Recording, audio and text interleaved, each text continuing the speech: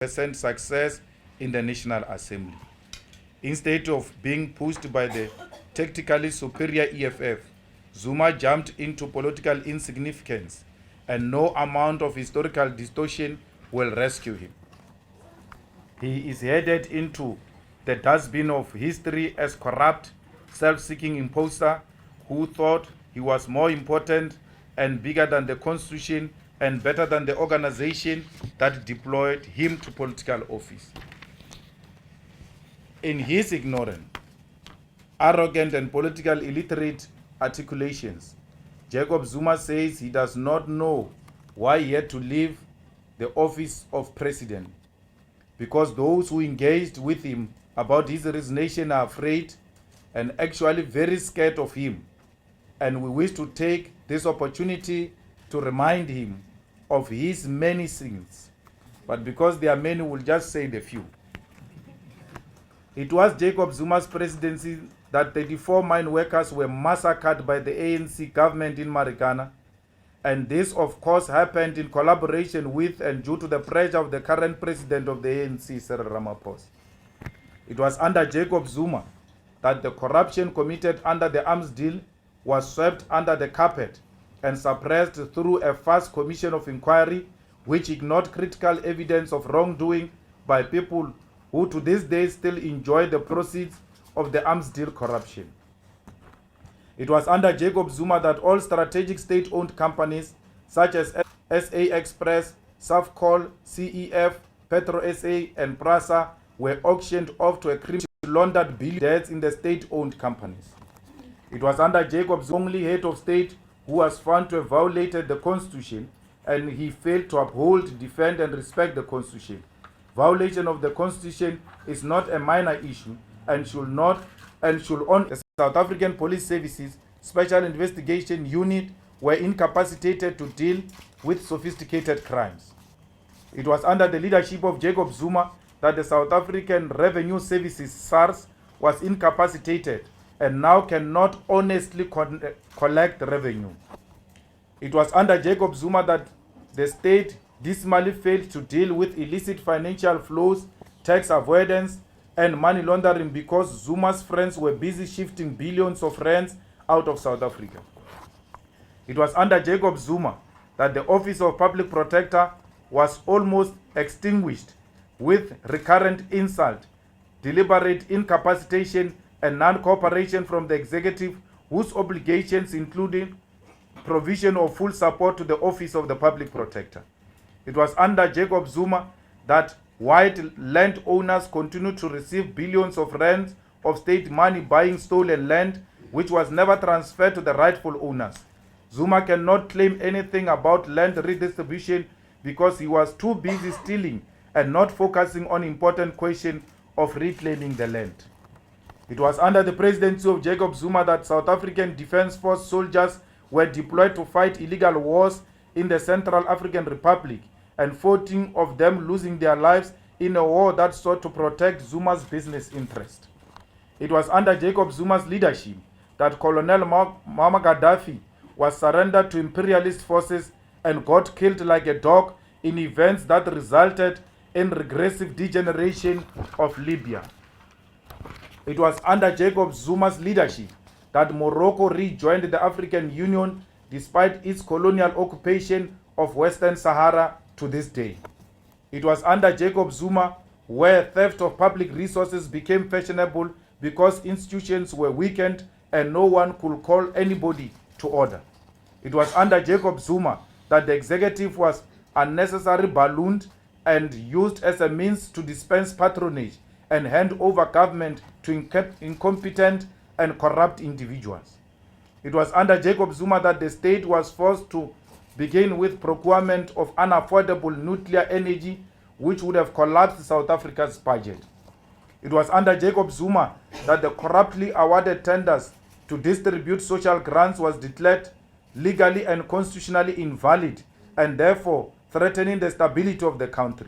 SASA is a crisis waiting to happen due to corrupt practices and bribes which Jacob Zuma is party to. It was under Jacob Zuma that public health care totally collapsed, signified with the Life Esidimeni massacre and many other public health institutions that have collapsed. It was under Jacob Zuma that the government debt grew by leaps and bounds to the extent that currently the state spends more than 200 billion annually servicing the debt. It was under Jacob Zuma that state-owned companies accumulated a lot of debt due to corruption, with Eskom currently owing more than 470 billion. It was under Jacob Zuma where the appointment of ministers and board members of key state-owned companies was shifted to the Gupta's-led criminal syndicate. It was under Jacob Zuma that the frequent cabinet reshuffles were conducted not with the purpose of improving government services to the people, but with the aim of perpetuating corruption and theft of public resources. It was under Jacob Zuma that the intelligence services were used for corrupt and narrow personal purposes, instead of being used as a means to protect South Africa from security genuine threats. It was under Jacob Zuma that the public broadcaster, the SABC, was significantly weakened and rendered dysfunctional through appointment of incompetent individuals into boards and management of the broadcaster. It was under Jacob Zuma that a relatively progressive minerals and petroleum resources development bill was not passed into law because Zuma was still protecting his own business interest, therefore causing massive uncertainty in the mineral sector. It was under Zuma that unemployment grew significantly and no real sustainable jobs were created. It was under Jacob Zuma that the economy stagnated and a huge number of South Africans live below poverty line. It was under Jacob Zuma and because of Jacob Zuma that Parliament was militarized, with police, the defense force, and violent bouncers deployed and employed to intimidate and suppress members of Parliament. Should I continue? With more reasons. We must further dispel the claim that Zuma gave free education to the country. Free education was as a result of fees must fall generation, which brought Zuma's government screaming and kicking to the table to concede on fee-free education. There are so many other reasons why resignation of Jacob Zuma is long overdue, and for him to claim ignorance of all this represent over-exaggerated sense of aloofness and self-seeking greed. Each and every one of these issues are reasons enough why Zuma's presidency was no longer bearable.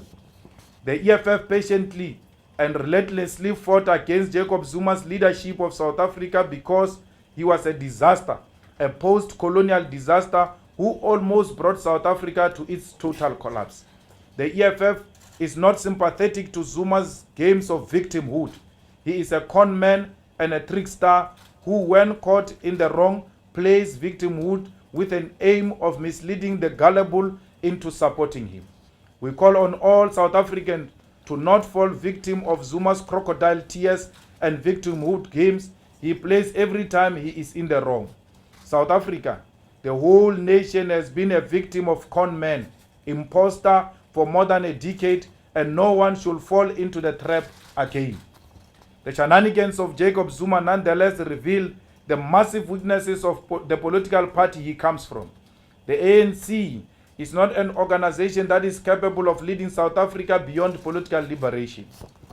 The ANC played an important part in political liberation, but it is totally incapable to lead society to economic equality and prosperity. The ANC is also incapable of fighting corruption and maladministration from within its ranks. If the ANC of Ramaphosa is honest and truly seeks a new and stable future, it must agree to the call for early elections, because this parliament has been complicit in creating the personality cult that is Jacob Zuma, and it must be dissolved to reconstitute a new leadership of South Africa with a fresh mandate from general participation of our people through elections. The ANC has developed a tradition of building personality cults who are beyond reproach. In all these sins and shenanigans, the ANC was the shield that protected Zuma from being held accountable. The ANC defended Zuma even when the whole of society said he is a problem, so a permanent solution in South Africa will be to totally remove the ANC from political office. The EFF has no confidence in the entire leadership of the ANC and therefore believes that even those who will be elected after Jacob Zuma will be nothing but substitute in the same corruption game and competition.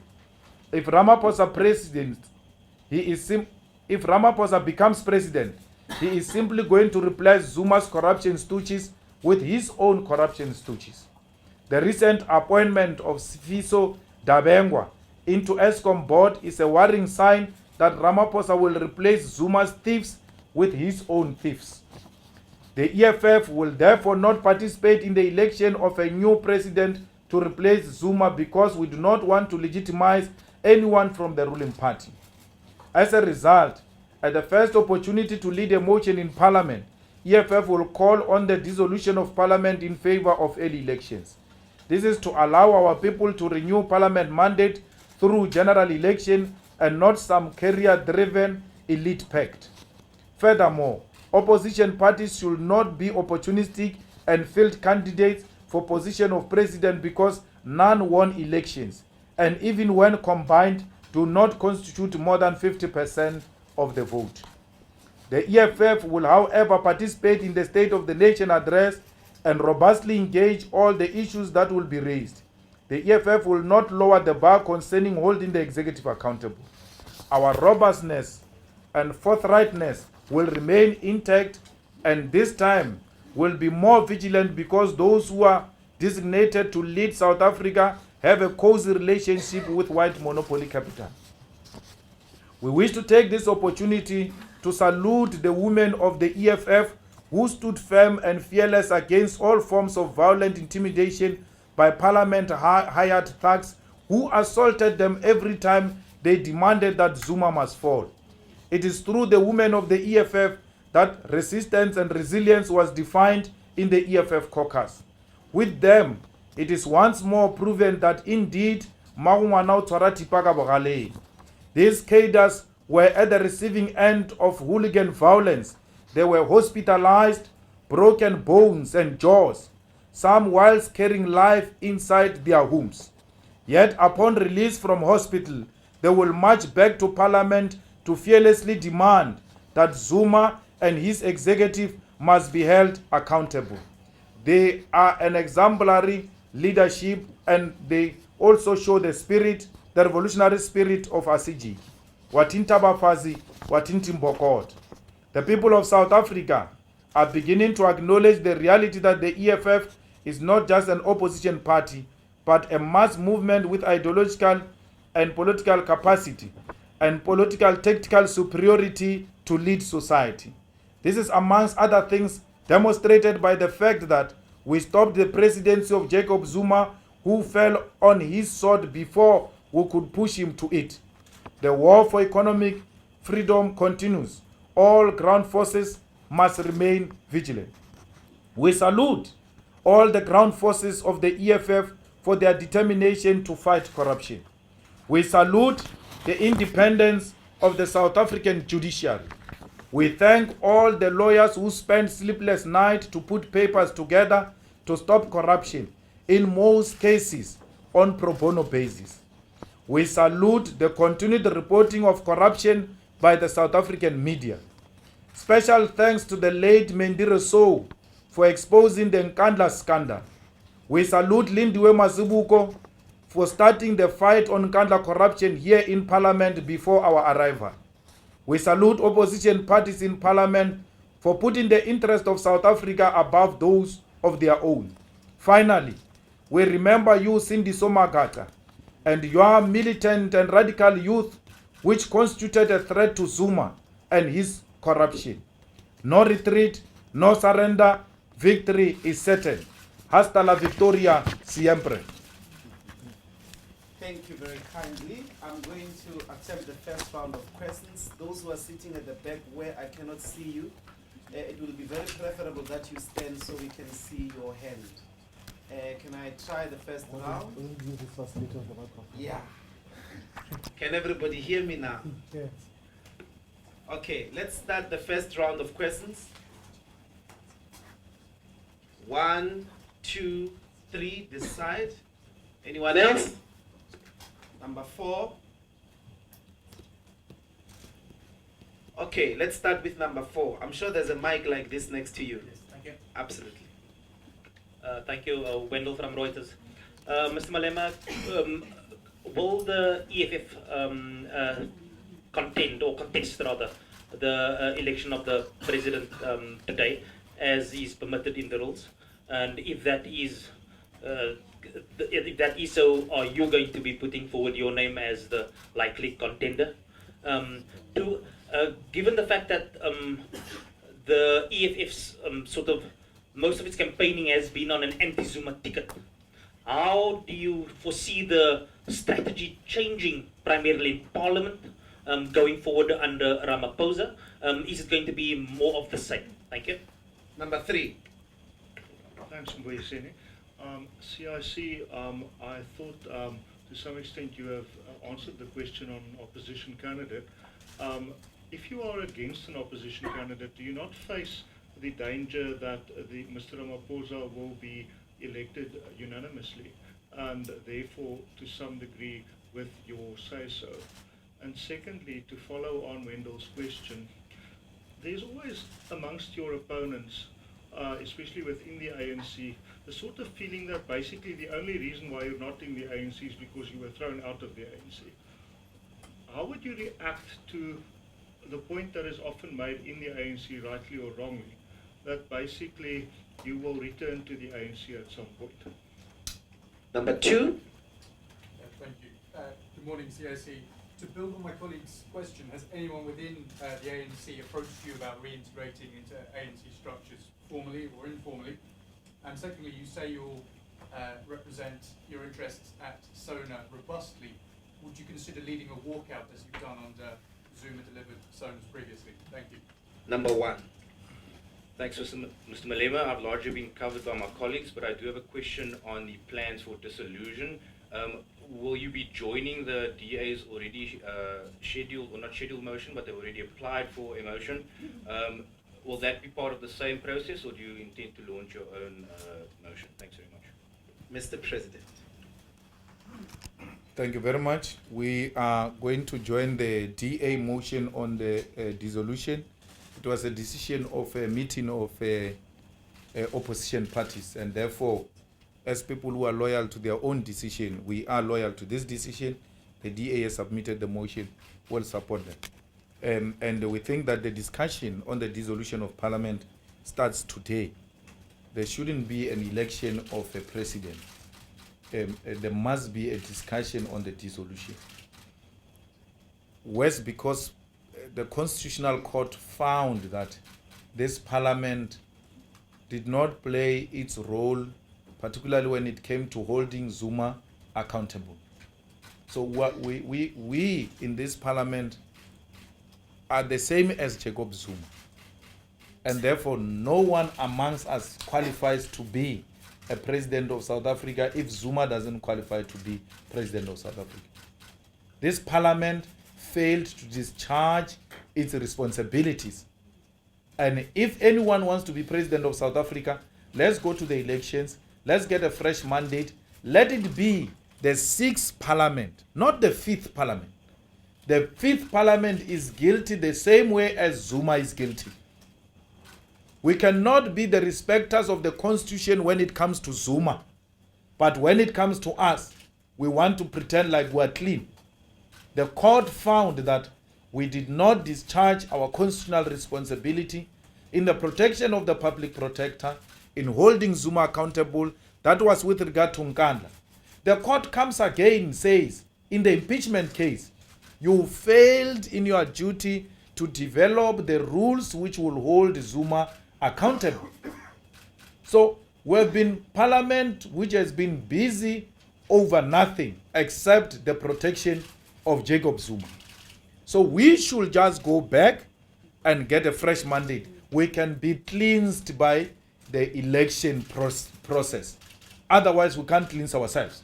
We have to go back and be cleaned by the masses. If the masses say, we love you with your constitutional violation, go back, then we'll come back. So it must be understood like that. Walking out of Parliament is part of the acceptable practices, particularly exercised by the opposition. When the need arises, we'll do that. I was expelled in the ANC by Jacob Zuma, helped by Derek Hanekom and Cyril Ramaphosa.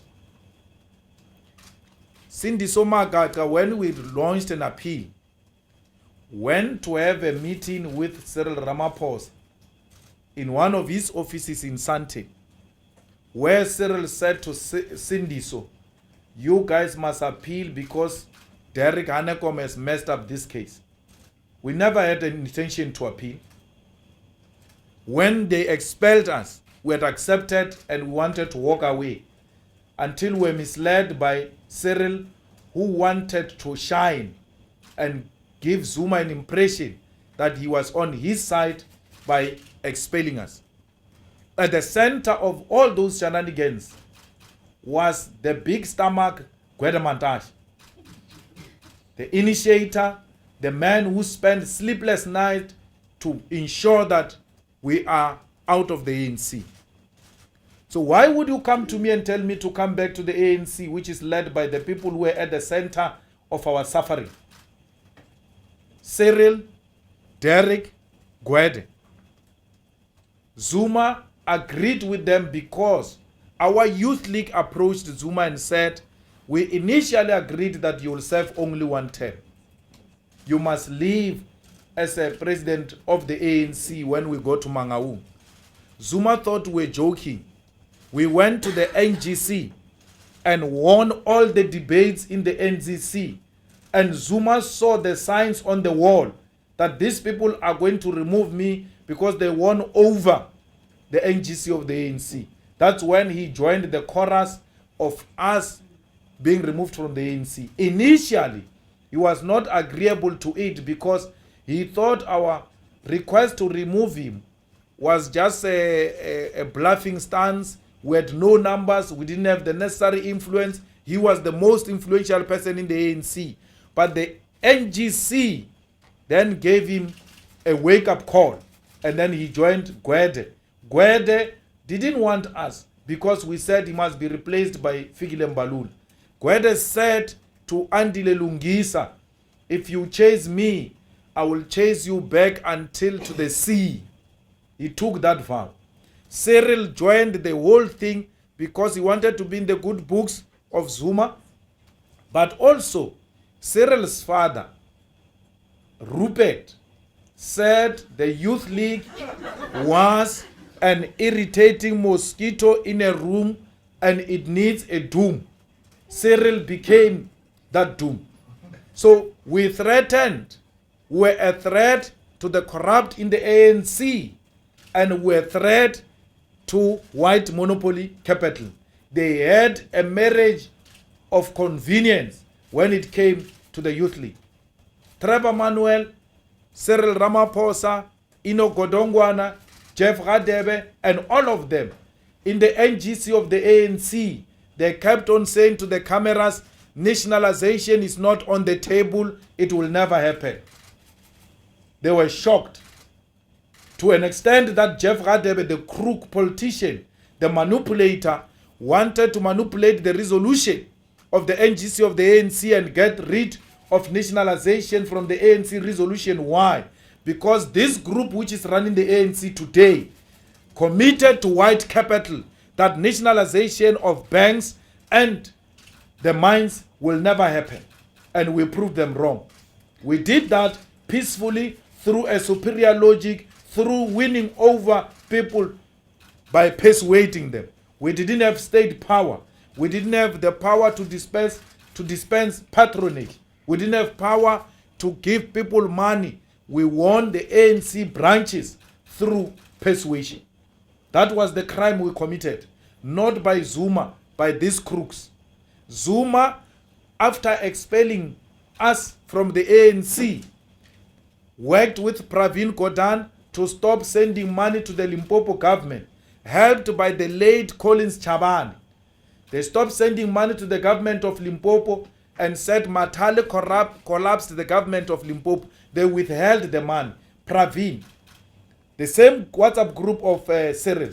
Why? Because Collins Chabane said to Zuma, the money which is going to remove you in 2012 conference is going to come from Limpopo. We have to dissolve that government. They, for factional reason, stopped sending money, collapsed the government of Limpopo, made the people of Limpopo suffer, collapsed the hospitals because they were driven by factional interest.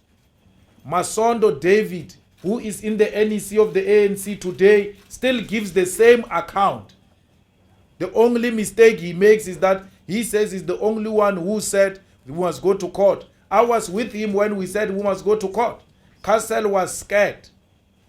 And his group, they said, no, Kidlo Chalo Khotla, RDL said they will self-correct. When we said to them, let's take these people to court, they are engaged in an illegal activity. We can prove to court that the government has not collapsed. Pravin is withholding money.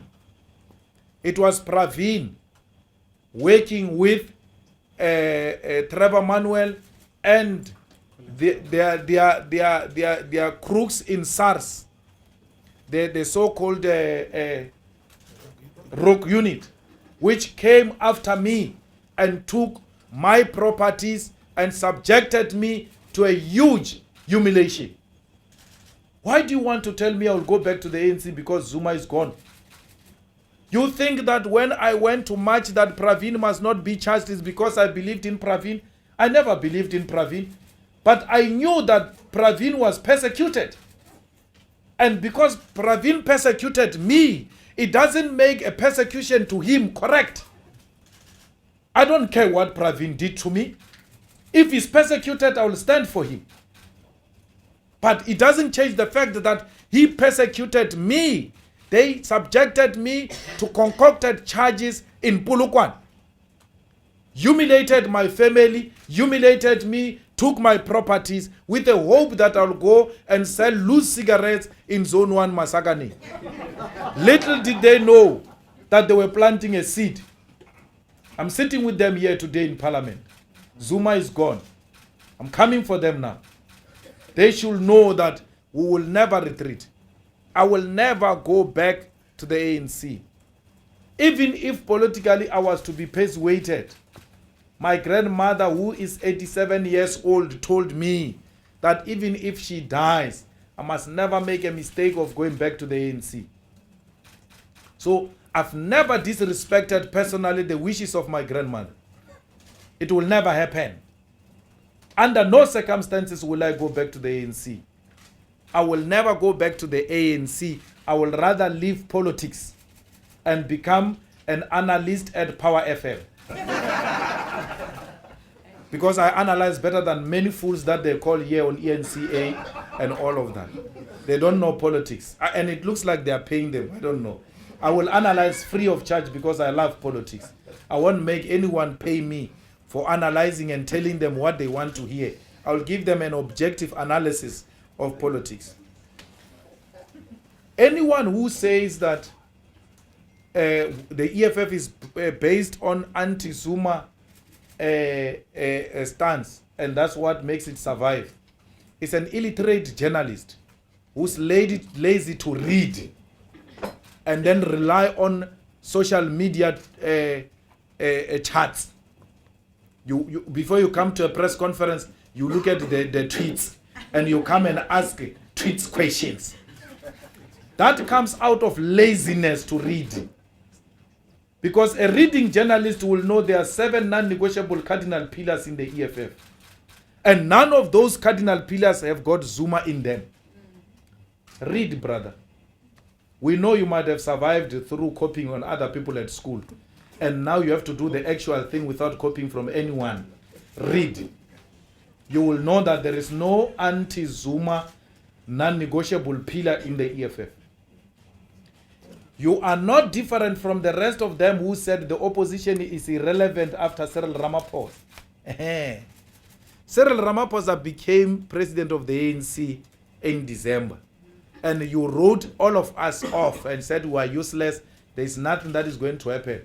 Yesterday, Cyril Ramaphosa told you, I'm relying on opposition to remove Zuma.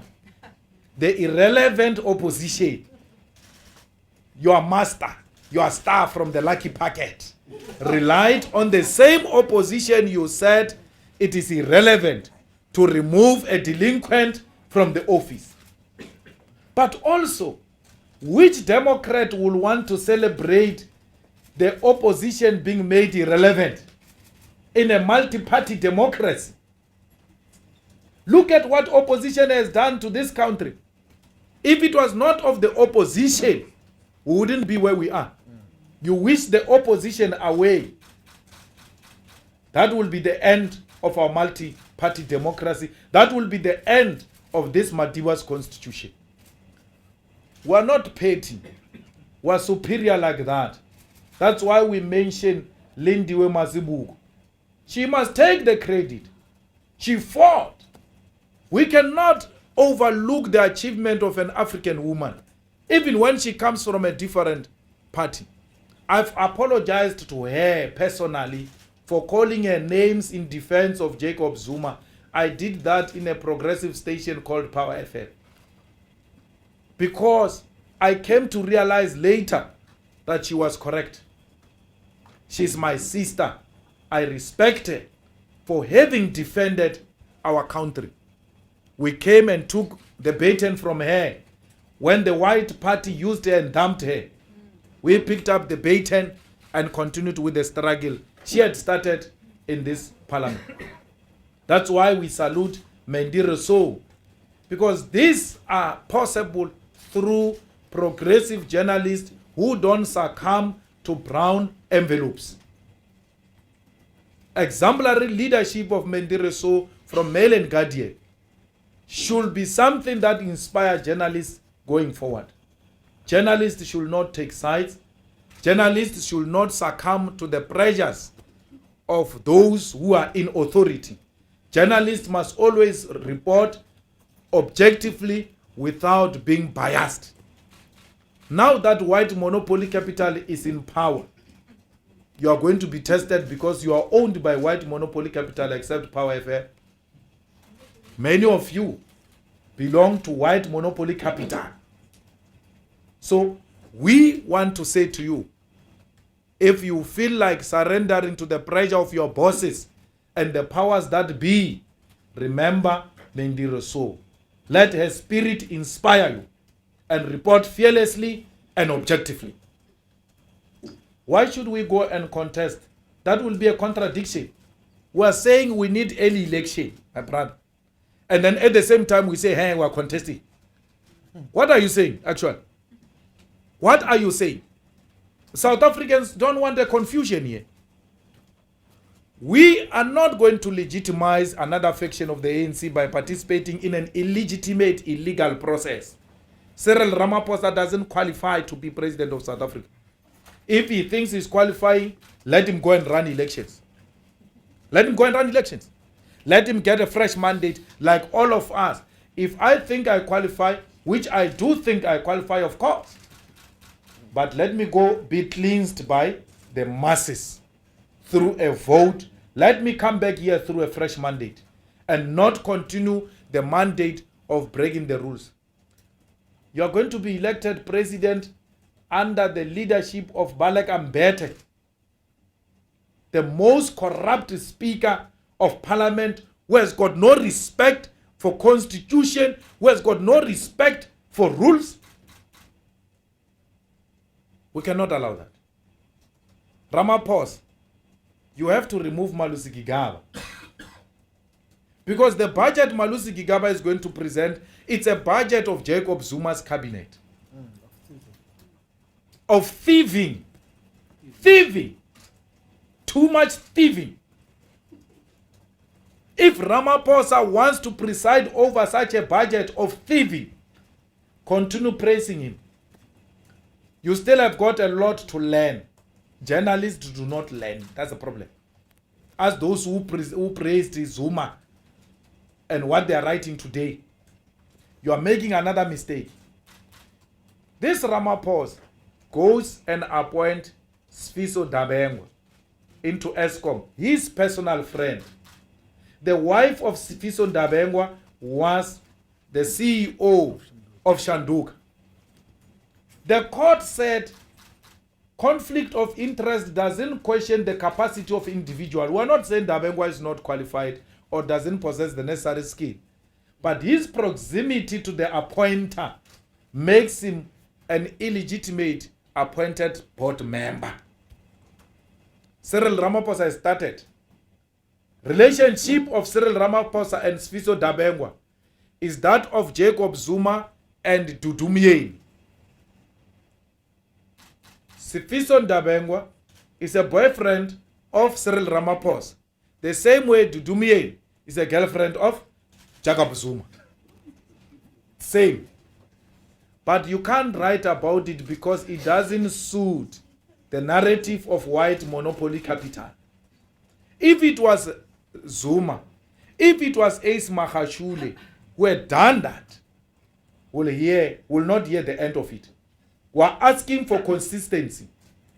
It cannot be acceptable capture when it is done by white capital and become unacceptable when it's done by foreign Indians, who, by the way, their citizenship was still challenging.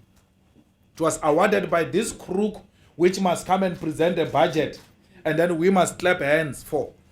The architect of state capture, Malusi Gigaba, must come and give budget. Cyril must be serious. We cannot, afford to have another day with Gigaba in the office. Our purse is in trouble as we speak now. We cannot continue to allow our purse to be in position of Malusi Gigaba.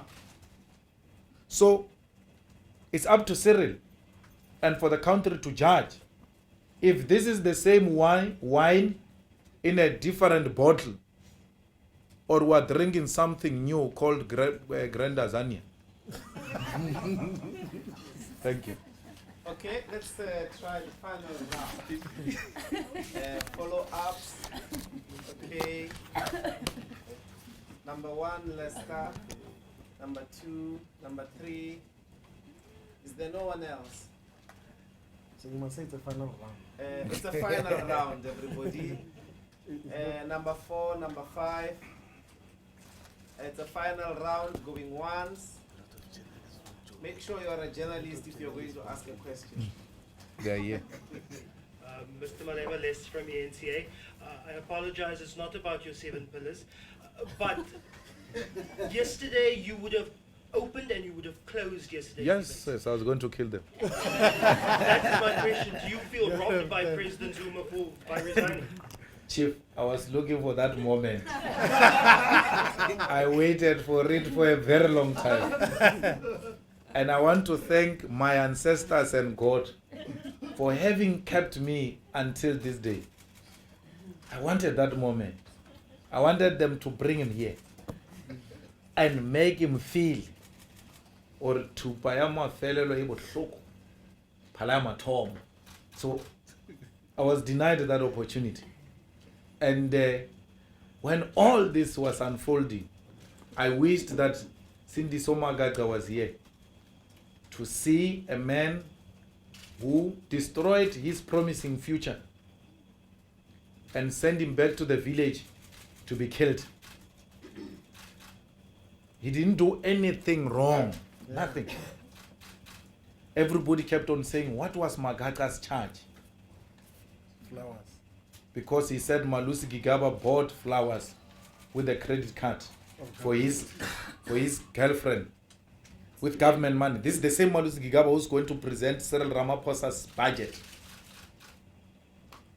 Made our friend, our leader, and the future leader of our children to be killed because he challenged the buying of flowers with a credit card of government. Cindy So is normal. But Zuma will know that. When he sits in the village, he destroyed the future of a promising young man and went to hijack his funeral for their own factional reasons. We are here to continue that fight. Cindy So's legacy lies in our hands. And all those young people were destroyed by Zuma for speaking truth to power, for remaining true to what the ANC and the revolution has always been. Those issues that we were punished for, those issues that Sindiso got deported back to the village and killed for, they ultimately agreed to now in December. I said to Sindiso in his grave, history will absolve you, young men. We are here to ensure that that which you stood for is realized in our lifetime, which is economic freedom in our lifetime. We'll fight for it. It doesn't matter what happens. When we came here, we told you Zuma will not finish his term. And we can tell you now, Zuma will go to jail. Yes. We want to see him suffer until the end for what he did to a generational mission. So it's not over. We're going to fetch him from the village straight to Hoshimampuru prison in Pretoria. And we don't say things that we don't do. Yeah. I told him when he expelled us, I said, you are fighting with wrong people. Firstly, we've got age on our side. You don't have. We're going to fight you until you rot in jail. In Sindiso's name, this fight will continue. His children are suffering now. Sindiso's children become a responsibility of everybody. Every day when we wake up, there must be donations and all sorts of things because Gwede, Cyril, Zuma, Derek Hanekom connived to destroy the future of young people. For that, they will pay one by one. Cyril must know Marikana is still awaiting him. Why should I go and join the ANC when the people of Marikana have not received justice till today? They are not paid. No one has taken a responsibility to say we'll compensate those families. The day we go back to the ANC, that is the day those people are going to turn in their graves. We are here to fight. We don't care what we lose. Doesn't matter whether we lose our lives or lose material. It matters not. We want to die with our boots on. And that's what we committed to.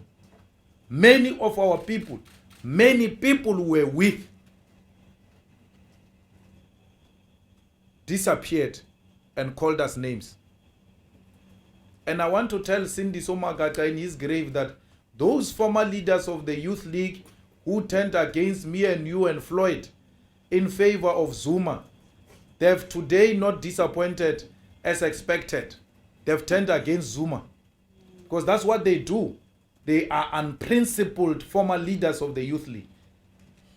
The Youth League, it looks like, the Youth League before us, it looks like the SASCOs before our generation. It's constituted by careerists, by people who are obsessed with getting deployment and blue lines. Magaka should know that those people who called him names and said they were doing that in favor of Zuma, they are today calling Zuma names. And they will tomorrow call Cyril names. Cyril Ramaphosa, the same way you came in, that's the same way you're going to go out, by the way. Number 2. It's Abra of the SABC. Mr. Malema, I just want to know just some clarity on the format of what's going to happen today. Are you guys going to the House and then going to walk out? When you say you're not taking part in the election, or you're not going to the House at all? We're going to the House because the Speaker received the letter from Mr. Zuma. The letter will have to be read to the House. We have to be there to receive the victory. And then after receiving the victory, we'll put it nicely safe and then put a motion of dissolution of Parliament. If they don't want to dissolve this Parliament today, then they must not count us in. Number 3. Mr. Malema, it's Government from Mail and Guardian. The EFF is moving for the dissolution of Parliament. I would like to know whether you will accept Cyril Ramaphosa as the president of the country if he's elected? And do you think he should be allowed to deliver the State of the Nation address? Will the EFF allow him to deliver the State of the Nation address? Well, the ANC is an elected party in majority. What it does with its own cadres is their own business. If they elect Cyril Ramaphosa, and then when we come tomorrow, we're told Ramaphosa is the president, fair enough. We will accept that. But he must know that he is going to be presiding over the country elected by an illegitimate parliament. And that we shall remind him all the time. Cyril will deliver the State of the Nation address. Our people are longing for a day where the State of the Nation address will be delivered in a peaceful environment. We are giving Cyril that chance. And then he must do the right thing.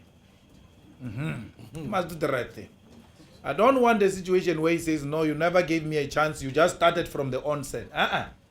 We are giving him a chance. And then one chance in the State of the Nation address. One of the things he has to announce, removal of Minister of Finance. Please. Person. Very important. The person must come to a safer place. It cannot be guaranteed with that guy whose citizenship is questionable. His loyalty is not here.